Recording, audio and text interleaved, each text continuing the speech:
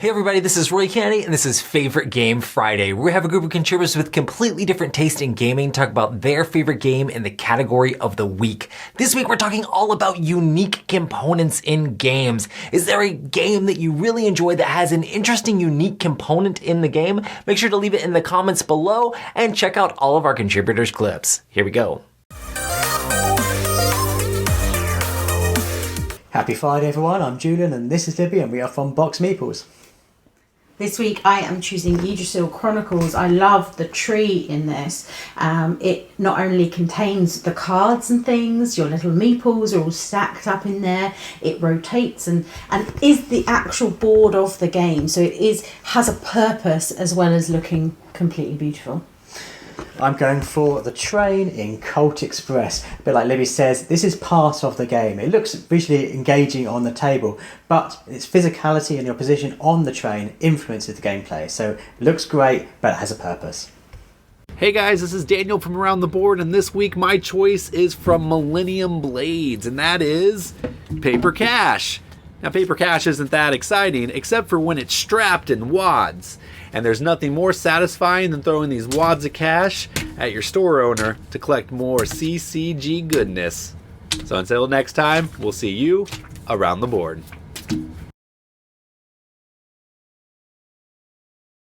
When you talk about unique game components, I think of Sentinels of the Multiverse. You're like, what's unique in there? The foil cards especially come with the Kickstarter version, or you can buy them separately, of like the heroes. These are oversized cards with the foil, and I just find that these foil cards really are unique and really are thematic, like comic books in the 90s, and I just adore the foil cards here. The villains also have their own foil cards, oversized cards, and they just look really fantastic. So, unique components, foil cards, I don't really see them in any other games, which really surprises me. Hi, this is Diane from Toronto, and today I'm going to show you my favorite board game component and probably also the most frustrating. It's this really cool pirate ship. You're doing a real-time game, typical sand timer thing where you're flipping them and moving different places. One guy's going to be steering it, one guy's going to be raising and lowering the sails to go faster or slower. There are going to be people loading up the cannons, people shooting them at all these various places around the board. And there's tons of different chapters with lots of new components to come. I've barely scratched the surface of this game. The pirate ship's cool, but it's quite flimsy. And when you're playing a real-time game and you go to pull somebody out of the crow's nest and the whole crow's nest falls off, that's a problem in a real-time game. So, as soon as I figure out how to make this ship truly seaworthy, I'm going to introduce it to other people. No, and it's true. And I picked the day is get big. In this game, you try to pick a secret card, and if whoever's closest to a shot gets big. Then you have to take off one of your buddy parts. But then when you get a body part off, you switch to fly. Then the shark moves up. Oh. And if you're last one that does not get all the legs off and all the arms off, if you give you try to one more time, when all your legs and arms are off, you lose. And whoever's the last person there wins. Thank you. Hey everybody, my pick this week is contained in this game right here, Yin Yang. And what it is this metal turtle shell. And what you do is you put the coins in this thing and then you dump them out. And all it does is randomize the size of each of the metal coins. And that's it. That's all it does. You can just toss the coins onto the table and it randomizes them fine just that way. But man, like this metal turtle shell, this heavy metal turtle shell is awesome. And my favorite component makes me feel like royalty. It's the Queen's Necklace from the Days of Wonder version of the Queen's Necklace. And when you get the card for the Queen's Necklace in the game, you get to wear it. Yeah, you can't beat that. Nope. All right. Happy Friday, everybody. Bye.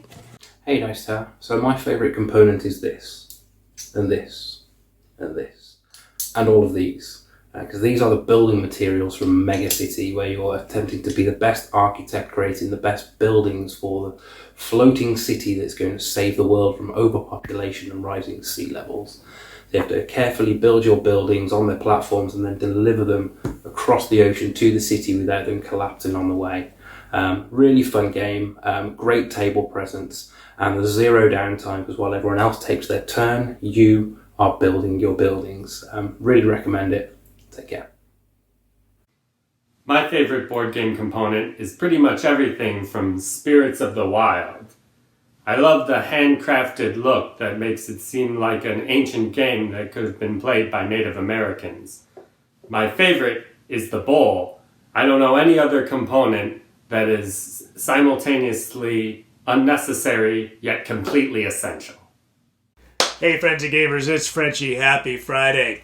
Game with unique components, for me it's Return to Dark Tower. I mean, look at the Dark Tower. I mean, this is what we grew up in the 80s idolizing when the first iteration of the game came out. Turns around, beeps, lights up, spits out skulls as you're trying to go ahead and navigate the world in the Dark Tower universe by Stephen King. It doesn't get any more unique than this, and so this is why it's my favorite game with a unique component. That's it for me this week, and until next week, take care of yourself, play nice. Hey everyone, this is Sarah at Jazz Age Games, and my favorite unique component is this set of dice. Throwing cubes. From Parker Brothers' The Wonderful Game of Oz, all the way back in 1922. Players use these throwing cubes to move on the board that you see behind me, and the idea was to spell as much of the word wizard in order as they could. W lets you move one space, WI was 2 spaces, and so on. All the way up to the whole word wizard, which got you 25 spaces. Now that doesn't seem like a lot or very complicated at all to today's modern board gamers.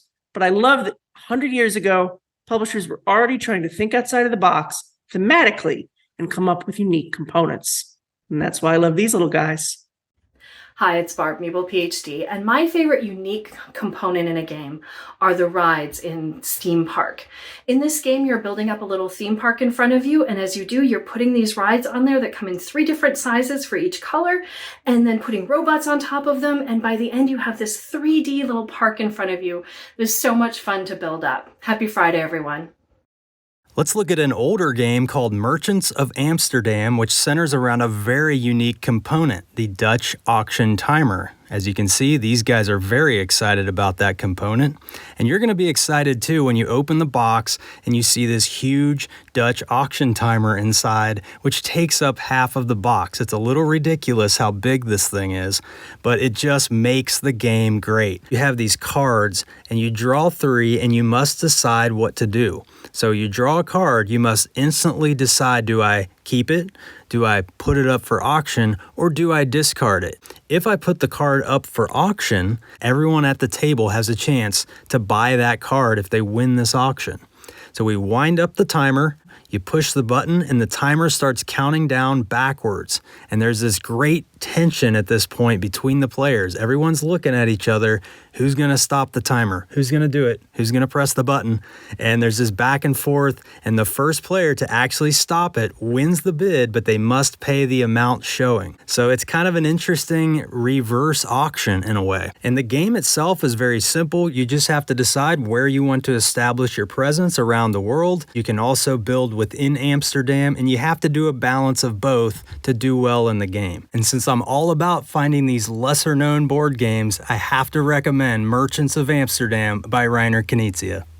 Hi, I'm Josh from the YouTube channel Josh Yaks, and I didn't know what I was going to talk about initially until I started looking at my game collection and realizing how many just brilliant little mechanisms there were in play in terms of components.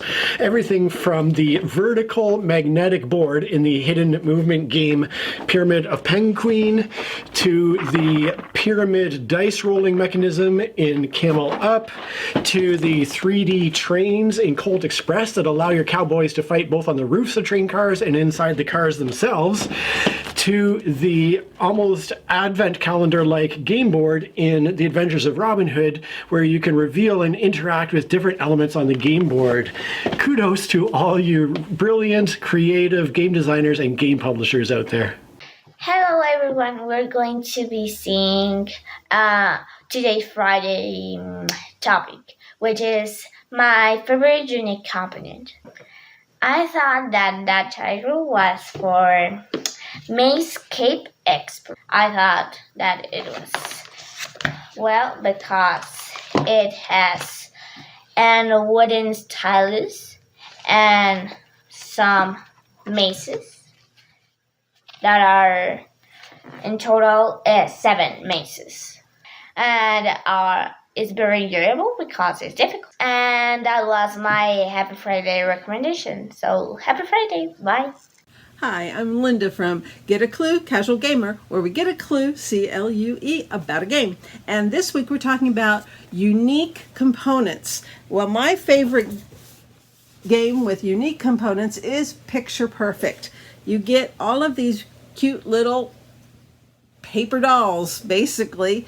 I love this game so much that I broke one of my semi-rules, which is no expansions. Well, yeah, it's just so unique and so different from every other game. Happy Friday. Bye. Hi everyone, I'm Nathan. My favorite unique game piece, well, honorable mention goes to Kool-Aid Man. Oh yeah, from Funkoverse. Funkoverse does not play solo and it's not cooperative, so that only wins honorable mention. But my favorite unique piece is Beta Ray Bill. Beta Ray Bill. Here's his card. You get to play Beta Ray Bill in Marvel United, and that's exciting. I love this game. So for me, I'm going to have to say Gizmos. I really like the marble tray that everything runs down on, and the way that kind of like randomizes how the marbles come out is super unique and interesting. I love the engine building in Gizmos, and that unique component just adds that awesome table presence to the game. What is up, everyone? I'm the winner, and welcome to our game room. It is another Favorite Game Friday. The topic this week is your favorite component in a board game. This week, my choice is Reality Shift. The game itself is a game that, just think Tron, but you're 3D racing in Tron with these sweet interlocking cubes. What's really awesome about these cubes is that the light cycles on them, they're magnetic. And they stay on the cube no matter which way you turn it, even upside down. That is my favorite game component, and I'm curious, what's yours? I hope everybody has a great week, and until next time, keep playing and keep winning. Kia ora koutou, Kakamacat here, and my most unique board game component is this chess table. I'm not really into chess, but this was the very first piece of furniture I got to make on a joinery course years ago, and I obviously don't want to get rid of it because it's still pretty useful, and now I get to play Othello or Shobu on it if I want to. So yeah, have a good one. Assalamu alaikum. My favorite component in a board game comes from this game, which is Mystic Market. So you want to buy when the product is at a less price, and then you want to sell when the product is at a higher price. And the cool component of this one is this track.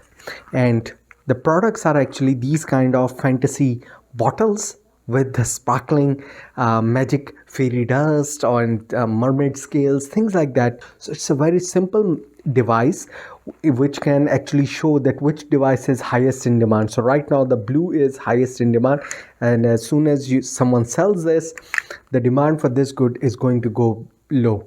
So this represents both the cost, buying price is represented by the dots and the sell price by the numbers. A very cool device to represent the buying and selling. My favorite component in any board game.